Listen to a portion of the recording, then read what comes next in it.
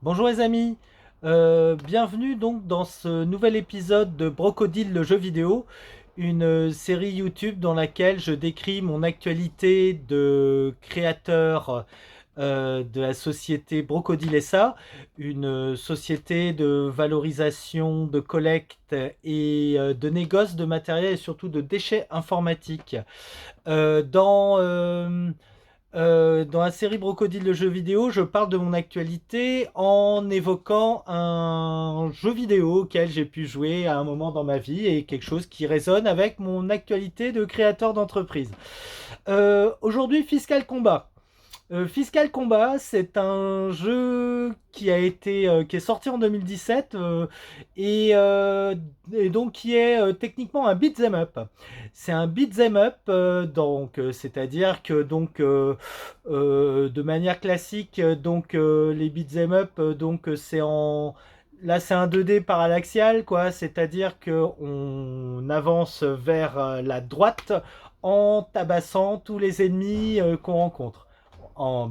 Alors là, c'est pas, c'est peut-être un check them up en tout cas. Donc le principe de Fiscal Combat, en fait, c'est de. Alors le héros de ce jeu, c'est Jean-Luc Mélenchon, donc qui était candidat à la présidence en 2017. Et donc ce jeu a été développé par des fans, qui en ont discuté sur le Discord Insoumis, Discord qui était un réseau social dans lequel voilà, les militants pro-Mélenchon ont pu dialoguer.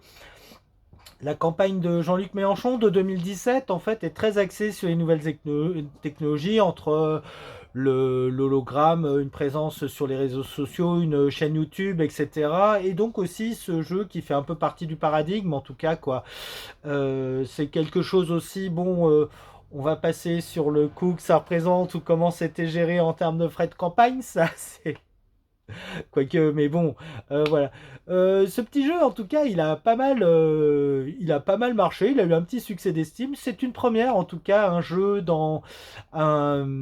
vidéo qui sert d'outil de communication politique. On peut parler de propagande.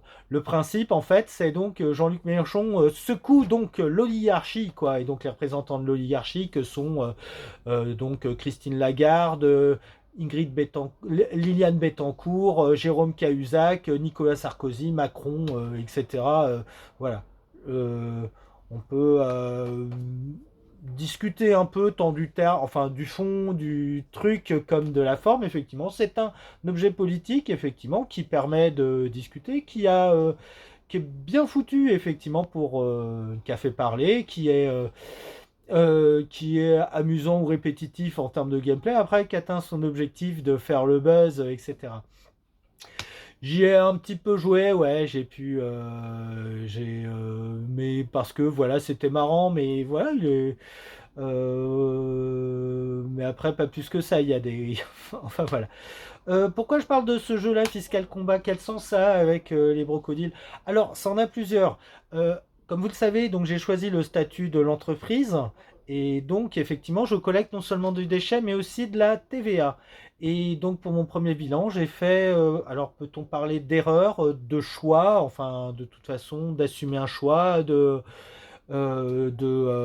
d'expérience, de premier essai, en tout cas mon premier bilan, le premier bilan des Brocodiles, le bilan 2024 en fait pour l'entreprise qui donc a été fondée au 1er janvier 2024, fait que j'ai choisi donc de déclarer aussi mon chiffre d'affaires et donc de déclarer la TVA. Donc voilà, j'ai collecté de la TVA en 2024 et donc je dois acquitter une dette de TVA et elle s'élève à voilà à très cher, à quelque chose qui est insupportable en fait pour l'état de mes finances quoi. Enfin voilà, c'est comme ça. Après du coup vu la situation financière, j'espère qu'il y aura un peu de compréhension. je rencontre pas beaucoup de compréhension par rapport à ce que je fais. On va voir après, à l'impossible nul n'est tenu. En tout cas, je vais demander un délai, un échéancier pour payer ma TVA. C'est pas le premier truc que je vais payer, hein. C'est-à-dire que j'ai aussi d'autres dépenses. J'ai un salaire à verser pour le mois de passé. Effectivement, faut que je bouffe aussi, quoi. Je veux dire, au bout d'un moment, encore une fois, je fais tout à la loyale. J'ai choisi entreprise. J'ai pas de subvention, j'ai pas de soutien, ouin ouin ouin quoi. Alors en attendant, bah du coup, il faut que je vende des trucs. Et donc voilà, un objet en tout cas. Donc voilà, là on a un jeu un peu roguelike, un peu en pixel, enfin très pixelisé. Et à propos de pixel, voilà, et à propos de Mélenchon, voilà, et à propos de comment je cherche à payer ma TVA, mes charges, mon loyer, mes salaires, ma machin, mon putain de chauffe-eau qu'il faut que je change. Voilà. Au cours de ma vie, effectivement, avant de créer ma société, j'ai fait diverses choses dans la vie sur Montreuil et ailleurs. Et entre autres, euh, en 2022. En fait, fin 2021 ou début 2022, voilà. Comme je vous l'ai dit, donc la politique, rien de grand ne se fait sans passion.